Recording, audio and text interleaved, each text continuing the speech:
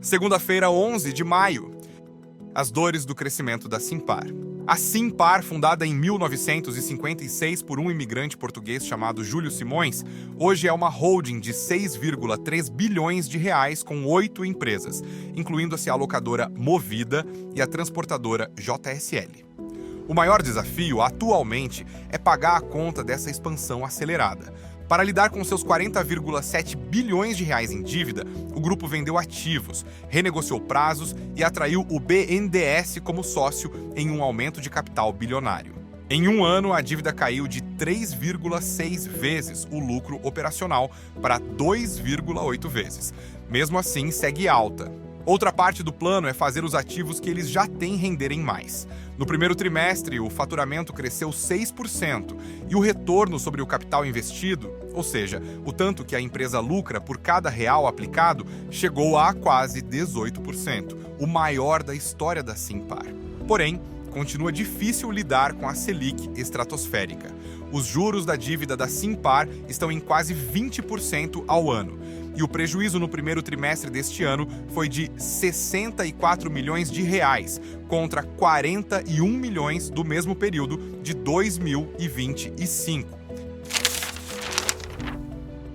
Elo retoma a ideia de IPO.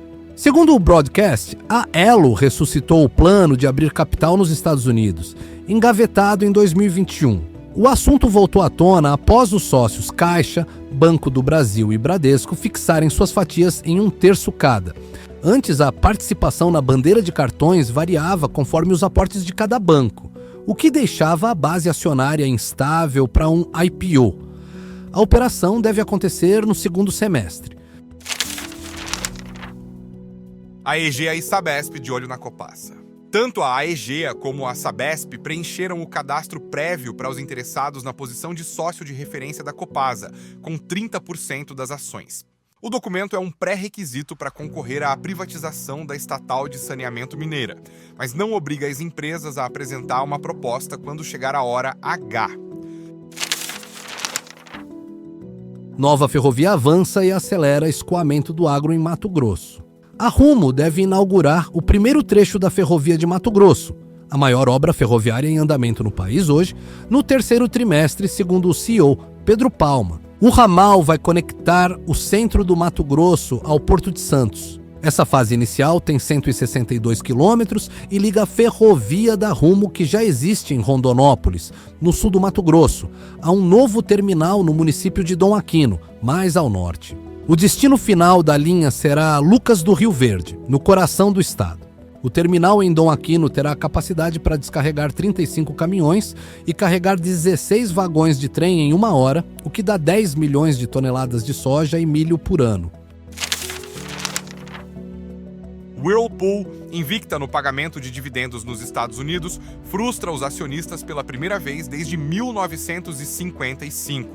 A Whirlpool, fundada em 1911, é a maior fabricante de eletrodomésticos dos Estados Unidos e do Brasil também. É dona da Brastemp e da Consul desde o ano 2000.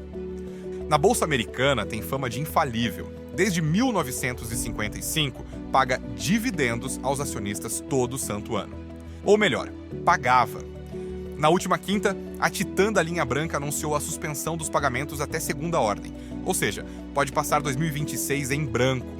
As ações fecharam o pregão em Nova York em queda de 12%. O papel já caiu 80% nos últimos 5 anos. Em 2025, a Whirlpool já tinha cortado os dividendos pela metade. Parte dos esforços para liberar caixa e amortizar 900 milhões de dólares em dívidas ao longo de 2026. Ao todo, eles devem 6,5 bilhões de dólares. Além da concorrência de Samsung e LG, a Whirlpool também lida agora com a guerra no Irã. As vendas nos Estados Unidos caíram 6% no primeiro trimestre em relação a 2025. Para ajudar, eles pediram tarifas a Trump, que atendeu em abril com uma alíquota de 25% sobre eletrodomésticos importados. 3,15 bilhões de dólares, essa é a avaliação de valor do OnlyFans, de acordo com a gestora americana Architect Capital, que comprou 16% do negócio por 535 milhões de dólares. Há um ano, Leonid Radvinsky, CEO e controlador da companhia, só considerava vender partes do OnlyFans sob um valuation de 8 bilhões de dólares. Ele morreu em março, aos 43 anos. Pelo visto, estava superestimando seu negócio. Meta terá acesso às DMs do Insta.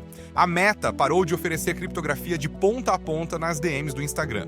A função que impedia os servidores de Zuckerberg de lerem as mensagens existia desde 2023, mas precisava ser ativada manualmente. Não sabia disso? Pois é, poucos sabiam, a empresa diz que tirou a opção justamente pela baixa demanda. É uma guinada de postura. Em 2019, a Meta chegou a declarar que, abre aspas, o futuro é privado, fecha aspas. Honda tropeça nos elétricos. A Honda amargou 2,5 bilhões de dólares de prejuízo no ano fiscal de 2025, encerrado em março. É a primeira vez que a montadora fecha no vermelho em 70 anos na bolsa. A culpa é da aposta frustrada em elétricos. Eles cancelaram 3 modelos nos Estados Unidos e agora recuam para focar em híbridos. É isso. Boa segunda. Esse foi o Essencial, o podcast do Invest News baseado na nossa newsletter diária. O áudio aqui foi gerado por IA, a partir das vozes dos nossos jornalistas. Se você quiser receber a versão escrita por e-mail, o link está aqui na descrição do episódio. Até amanhã.